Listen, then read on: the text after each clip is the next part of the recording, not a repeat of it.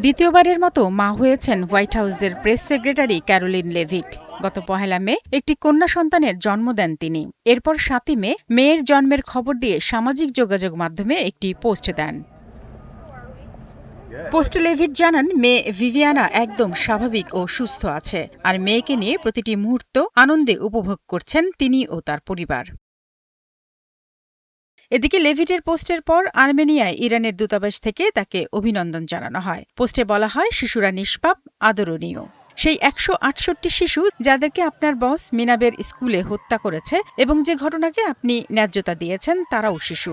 যখন আপনি আপনার সন্তানকে আদর করবেন, ওই শিশুদের মায়েদের কথাও ভেবে দেখবেন।